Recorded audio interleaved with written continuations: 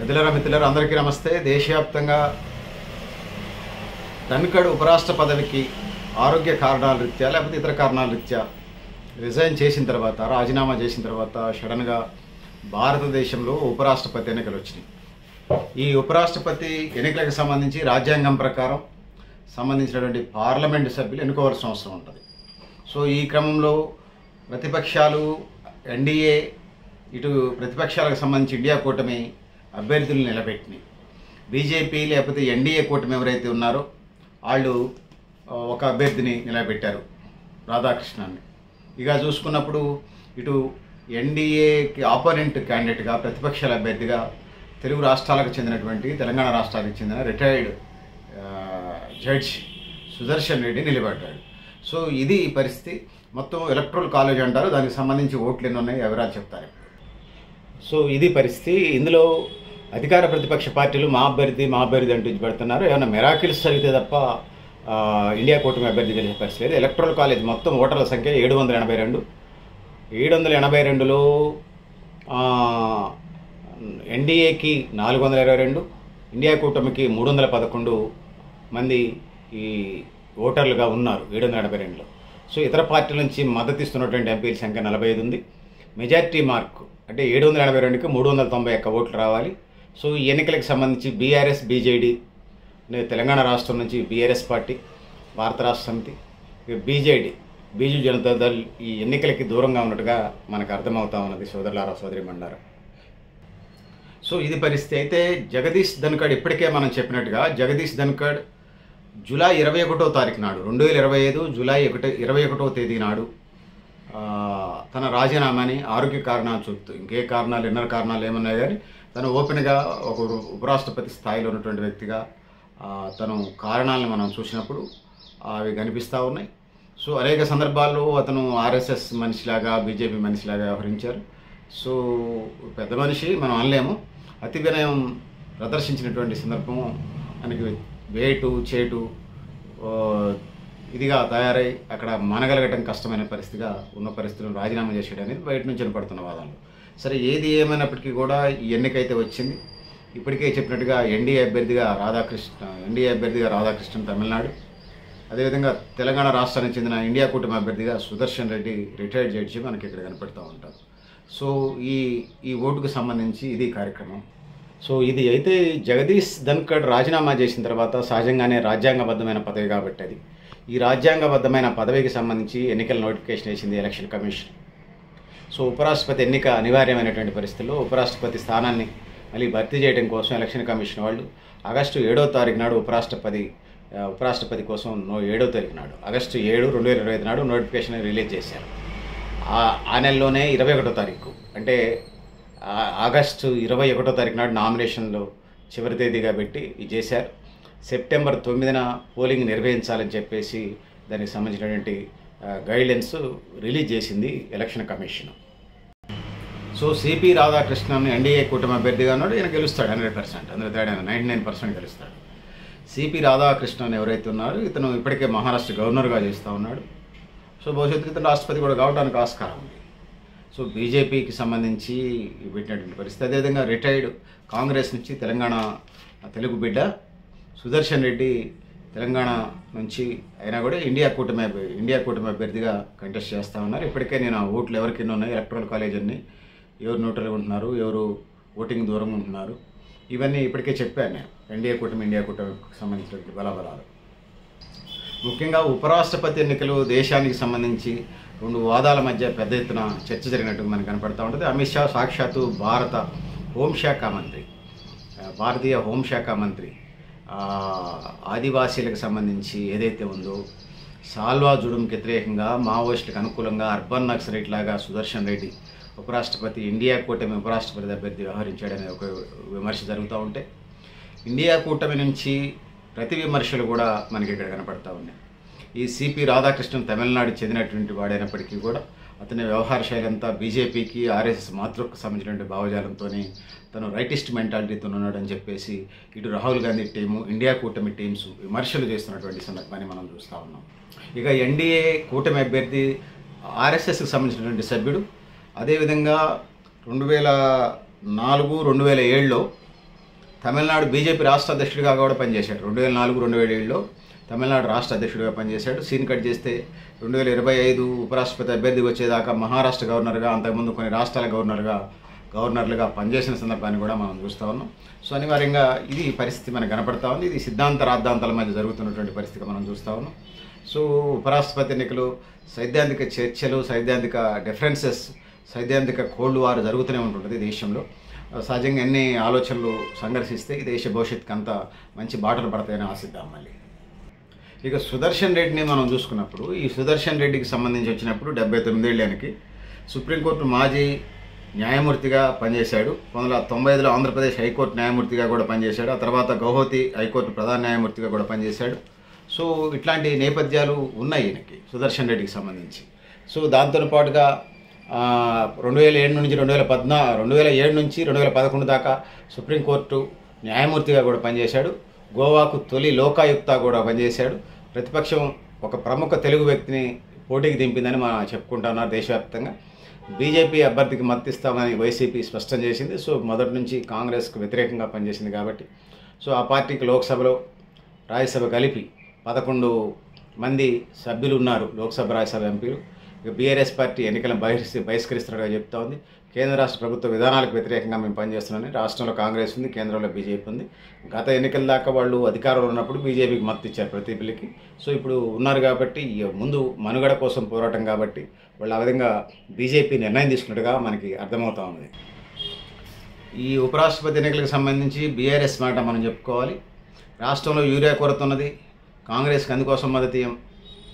దేశంలో ఏదైతే ఉన్నదో దేశానికి సంబంధించి వచ్చినప్పుడు ముఖ్యంగా అంటే వాళ్ళకి సురేష్ రెడ్డి వాళ్ళ లీడర్గా ఉన్నాడు టీఆర్ఎస్ పార్టీకి సంబంధించి, బీఆర్ఎస్కి. సో కేంద్రంకి ఎందుకు మద్దతు ఇవ్వట్లేదంటే కేంద్రంలో యూరియా కొరత సృష్టించిందని. అదేవిధంగా కాంగ్రెస్ ఇండియా కూటమికి సంబంధించి రాష్ట్రంలో మా కార్యకర్తలను అక్రమ అరెస్టులు, జైలు పాలు చేస్తుందని చెప్పేసి ఈ రెండు ప్రధానమైనటువంటి ఎజెండాగా బీఆర్ఎస్ ఆ పార్టీ ఫ్లోర్ లీడర్, ఎంపీల ఫోరానికి సంబంధించి ఫ్లోర్ లీడర్ అనౌన్స్ చేసినటువంటి సందర్భాన్ని మనం చూస్తూ ఉన్నాం. ఆ విధంగా బీఆర్ఎస్ ఈ ఉపరాష్ట్రపతి ఎన్నికలకు దూరంగా ఉన్నది అనేది తెలియజేసుకుంటా ఉన్నాను. సో బీజేడీ కూడా దాని కారణాలు దానికి ఉన్నాయి, అది కూడా బహిష్కరించినట్టు మనకు అర్థమవుతుంది. సో ఉపరాష్ట్రపతి ఎన్నికలకు సంబంధించి ఇతనే రాజ్యసభ ఎక్సాఫిషియో చైర్పర్సన్గా కూడా పనిచేస్తారు. రాజ్యసభలో మొత్తం ఓట్లు 233 మంది ఎన్నికైన సభ్యులు ఉన్నారు, 5 ఖాళీలు ఉన్నాయి ప్రస్తుతం. సో ఇది పరిస్థితి. దాని తర్వాత 12 మంది నామినేటెడ్ సభ్యులు రాజ్యసభలో ఉన్నారు. ఇందులో ఒక ఖాళీ ఉన్నది. ఇక లోక్సభకు సంబంధించి 543 మంది ఎన్నికైన సభ్యులు ఉన్నారు. ఎలక్ట్రల్ కాలేజ్ ద్వారా ఉపరాష్ట్రపతి ఎన్నికవుతారు. ఎలక్ట్రల్ కాలేజ్ మొత్తం బలం 788, కానీ ప్రస్తుతం ఖాళీలు ఉన్నాయి కాబట్టి 788కి 782 మంది ప్రస్తుతం ఓటర్లుగా లైవ్లో ఉన్నారు. అంటే ఇందులో మరి ఇక ఇతర కారణాలు అయితే ఎంతమంది ఓటింగ్లో పాల్గొంటారో మనకి లెక్కలు రావాల్సిన అవసరం ఉంది. ఎలక్ట్రల్ కాలేజీకి సంబంధించి ప్రస్తుతం డైనమిక్స్ ప్రకారం ఒక అభ్యర్థి గెలుపు కనీసం 391 కోట్ల అవసరం. బీజేపీ నేతృత్వంలోని ఎన్డీఏ కూటమికి 422 మంది సభ్యులు ఉన్నారు. సో అనివార్యంగా బీజేపీ అభ్యర్థి గెలుస్తారు. లోక్సభలో మొత్తం 293 మంది సభ్యులు, రాజ్యసభలో 129 మంది సభ్యులు ఉన్నటువంటి పరిస్థితి మనం చూస్తున్నాం.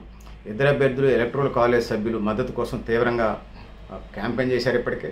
అటు సిపి రాధాకృష్ణన్ మాజీ గవర్నర్ కానివ్వండి, అదేవిధంగా ఎన్డీఏ సంఖ్యాపరంగా చూసుకున్నప్పుడు కూడా ప్రతిపక్షం కంటే ఐక్యంగా ఉన్నట్టు కనిపిస్తుంది, అధికారం ఉన్నట్టుగా మనకు కనిపిస్తూ ఉంది. అధికార కూటమి ఎన్డీఏ కూటమికి 425 సభ్యులు ఉన్నారు. ఇందులో ఎన్డీఏ కూటమికి వైఎస్ఆర్ పార్టీ బయట నుంచి మద్దతు ఇస్తుంది కాబట్టి రాజ్యసభ, లోక్సభ కలుపుకొని వాళ్ళకు 11 మంది సభ్యులు అదనంగా బలం మనకి కనిపిస్తూ ఉంది ఎన్డీఏకి. ఇవి కాకుండా పనులు చేయించుకోవడానికి ఇతర కారణాలు ఇస్తే బీజేపీతో చిన్న చితక పార్టీలు మద్దతు ఇచ్చే పరిస్థితి కనపడుతుంది. ఇక ఇండియా కూటమి సంఖ్యాబలం ఏదైతే ఉందో అది 311 కనపడుతుంది. ఇతర పార్టీలు మద్దతు ఇస్తున్న ఎంపీల సంఖ్య 45 దాకా కనపడుతుంది. సో ఇండియా కూటమి అభ్యర్థికి మద్దతుకు సంబంధించి మనం చూసుకున్నప్పుడు, సో పెద్దలరా మిత్రులరా ఇది పరిస్థితి. సో ప్రతిపక్ష పార్టీలు ఉపరాష్ట్రపతి అభ్యర్థికి సంబంధించి ఇప్పటికే సిద్ధాంత రాద్ధాంతాలు జరిగినటువంటి పరిస్థితిని మనం చూసాం. సో ఒకళ్ళు ఆర్ఎస్ఎస్ నేపథ్యం అంటే, ఒకళ్ళు అర్బన్ నక్సలైట్ అని ముద్ర, ఒకళ్ళ మీద ఒకళ్ళు ప్రత్యారోపణలు చేసుకుంటున్నారు. తెలంగాణ బిడ్డ ఎవరైతే ఉన్నారో సుదర్శన్ రెడ్డి ఏమంటారు అర్బన్ నక్సలైట్ అని క్యాంపెయిన్ బీజేపీ కోణం నుంచి అందుకు సాల్వాజుడం కారణంగా చూపించారు. సాల్వాజుడం జడ్జిమెంట్కి సంబంధించి ఇక చూసుకున్నప్పుడు ఇక సిపి రాధాకృష్ణ మహారాష్ట్ర గవర్నర్, 2 టర్మ్లు తమిళనాడు రాష్ట్ర అధ్యక్షుడు కూడా ఇప్పటికే చెప్పాను డేట్స్తో ఫిగర్స్తో సహా. సో తన మీద ఆర్ఎస్ఎస్ ముద్ర వేసే ప్రయత్నం చేశారు. సో ఏది ఏమైనా ఇది పరిస్థితి.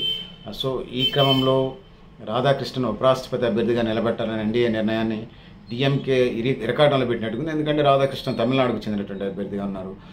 సో తమిళనాడు అభ్యర్థిని తిరస్కరించితే సో అది రేపు 2026 తమిళనాడు జరిగే అసెంబ్లీ ఎన్నికలకు సంబంధించి ఒక ఛాలెంజింగ్గా ఉంటుంది. సో ఇక ఇండియా కూటమికి సంబంధించి వచ్చినప్పుడు ఇండియా కూటమిలో ఇప్పటికే Congress, MIM, Samajwadi party, DMK, వామపక్ష పార్టీలు, సిపిఐ, సిపిఎం లాంటి ఇతర లెఫ్ట్ ఆర్గనైజేషన్స్, తృణమూల కాంగ్రెస్, ఆమ్ ఆద్మీ పార్టీలు మద్దతిస్తున్నట్టుగా మనకు అర్థమవుతోంది. సో ఓటింగ్ దూరంగా ఉన్న పార్టీలు మనం చూసుకున్నప్పుడు బీజు జనతాదళ్ పార్టీ దూరంగా ఉంది.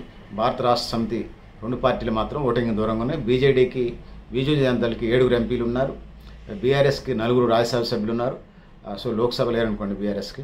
బీఆర్ఎస్, బీజేడీ లేకపోయినా ఎన్డీఏకి 436 ఓట్లు ఉంటాయి. సో మొత్తం ఎంపీల సంఖ్య 770, మెజార్టీ మార్క్ 386. సో 436 ఓట్లు ఉన్నాయి కాబట్టి కొన్ని ఓట్లు అటు ఇటు అయినా కూడా ఖచ్చితంగా సిపి రాధాకృష్ణన్ ఈ ఎన్నికల్లో గెలిచే పరిస్థితి అయితే మనకు కనపడుతుంది. కాబోయే రాష్ట్రపతి మనం ఇప్పటికే చేశాం. కాబోయే భారత ఉపరాష్ట్రపతి ఖచ్చితంగా సిపి రాధాకృష్ణన్ అవుతారు. సో స్వతంత్రం వచ్చి 78 సంవత్సరాలు వెళ్ళి 79 సంవత్సరాలకు ఎంటర్ అయిన ఒక రాష్ట్రపతి కానీ ఒక ఉపరాష్ట్రపతి కానీ ఈ దేశంలో ఒక బీసీ బిడ్డ కాలేదు. సో అందుకోసం సో మాకు ఓట్లు లేకపోయినా మేము బీసీలకి మద్దతు ఇస్తా ఉన్నాం. ఈ రాద్ధాంతాలతో మాకు సంబంధం లేదు. ఈ దేశంలో సామాజిక న్యాయం లేదని భావిస్తూ ఉన్నాం. సామాజిక న్యాయం ఏదో ఒక రూపంలో వస్తే సంతోషం. అట్లా చెప్పాల్సి వస్తే బీజేపీ మండల కమిషన్ దగ్గర నుంచి వ్యతిరేక విధానం నుంచి ఇప్పటిదాకా మా జాతులు కడుపు కొడుతూ వచ్చింది, మా నోటి కడుపుని తంతూ వచ్చింది. కానీ ఒక బీసీ బిడ్డకి అవకాశం వచ్చింది కాబట్టి మేము దాన్ని సైద్ధాంతికంగా బీసీ వాదాన్ని మద్దతుగా దాన్ని సపోర్ట్ చేస్తూ ఉన్నాం, మద్దతిస్తూ ఉన్నాం. సో మా అభ్యర్థులు ఈరోజు లేకపోవచ్చు బీసీ వాదంతోనే. భవిష్యత్తులో మా వాళ్ళు ఖచ్చితంగా ఈ వాదానికి మా భవిష్యత్ తరాలు ఆ లైన్లో నిలబడి ఈ దేశంలో సామాజిక న్యాయం కోసం, భూమి పంపిణీ కోసం, తినడానికి తిండి, ఉండటానికి ఇల్లు, కట్టుకోవడానికి బట్ట, విద్య, వైద్యం, ఉపాధి ఏదైతే ఉందో భూమి పంపిణీ, సామాజిక న్యాయం, మేమెంతో మాకంతో పాట ఈ నినాదాలని మా వారసులు ఎవరైతే ఉన్నారో వాళ్ళు ఖచ్చితంగా భారత పార్లమెంట్లో, తెలంగాణ చట్టసభలో, దేశవ్యాప్తంగా 29 రాష్ట్రాలు, 9 కేంద్రపాలిత ప్రాంతాల్లో మా ప్రతినిధులు, మా వారసులు, భవిష్యత్ తరాలు ఎవరైతే ఉన్నారో, మా రాబోయే తరాలు, మా వారసులు ఎవరైతే ఉన్నారో ఖచ్చితంగా మా ఐడియాలజీని రిఫ్లెక్ట్ చేస్తారు. వాళ్ళు స్పష్టంగా ఈ దేశానికి అంతటికీ రూపకల్పన చేసి ప్రతినిధులుగా పిలువబడతారు, భావించబడతారని తెలియజేసుకుంటున్నాం. సో ఇది పెద్దలారా, మిత్రులారా, మీరు కూడా మీ అభిప్రాయాన్ని కామెంట్ బాక్స్లో తెలియజేస్తూ రాష్ట్రపతికి సంబంధించి ఫైనల్గా మళ్ళీ ఫిగర్ చెప్తాను నేను మళ్ళీ ఒకసారి. రాష్ట్రపతి కాదు, ఉపరాష్ట్రపతి ఎన్నికలు జరుగుతూ ఉన్నాయి భారతదేశంలో. దానికి సంబంధించి చెప్తాను ఎవరికి నోట్లు ఉన్నాయని. మళ్ళీ మొత్తం 782 నోట్లు ఉన్నాయి. అందులో 422 ఎన్డీఏ కూటమికి, ఇండియా కూటమికి 311, ఇతర బయట నుంచి మద్దతిస్తున్న పార్టీలకి 45, majority mark 391, BRS, BJD, Biju Janata Dal, భారత రాష్ట్ర సమితి ఎన్నికల దూరంగా ఉన్నాయి. ఇది పిక్చరు. సో సామాజిక న్యాయానికి ఇప్పుడు చెప్పినటువంటి మా 10 డిమాండ్లకి మేము కట్టుబడి ఉన్నాం. భవిష్యత్తులో మాది ఎజెండా కాబోతుంది. సో నా దృష్టిలో ఇండియా కూటములు, చిన్న కూటములు, మా బీసీ కూటమి, పెద్ద కూటమి. సో భవిష్యత్తులో మా ఎజెండా అమలవుతుందని భావిస్తా ఉన్నాం. విశ్వాసం, నమ్మకం, ఆత్మవిశ్వాసం కలిగి ఉన్నాను తెలియజేసుకుంటూ పెద్దలరా, మిత్రులారా, మీరు కూడా మీ అభిప్రాయాన్ని కామెంట్ బాక్స్లో తెలియజేస్తూ సో ఖచ్చితంగా మేము మద్దతు ఇచ్చిన, నైతిక మద్దతు ఇచ్చిన అభ్యర్థి గెలవబోతున్నాడు. ఏమైనా మిరాకిల్స్ జరిగితే తప్ప సుదర్శన్ రెడ్డి గెలవడానికి ఆస్కారమే లేదు. సో తరతరాలుగా, యుగాలుగా అణచివేత కులాల ప్రతినిధులు అక్కడ ఉండాలి. దేశ సంపద అందరిది.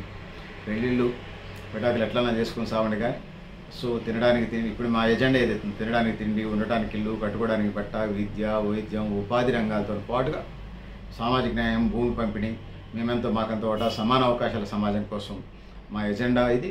భవిష్యత్ తరాలు, మా వారసులు, మా ప్రతినిధులు గల్లీ నుంచి ఢిల్లీ దాకా, చట్టసభల బయట నుంచి చట్టసభల లోపల దాకా మా వాయిస్, మా గళం, మా వాణి, మా సిద్ధాంతం, మా రాద్ధాంతం ఇవన్నీ భవిష్యత్తులో వినిపిస్తారని తెలియజేసుకుంటూ సో పెద్దలారా, మిత్రులారా, మీరు కూడా మీ అభిప్రాయాన్ని కామెంట్ బాక్స్లో తెలియజేస్తూ నేను గరిడేపల్లి సత్యనారాయణ, న్యూ లక్ష్య ఆర్గనైజేషన్. థ్యాంక్ యూ అనండి.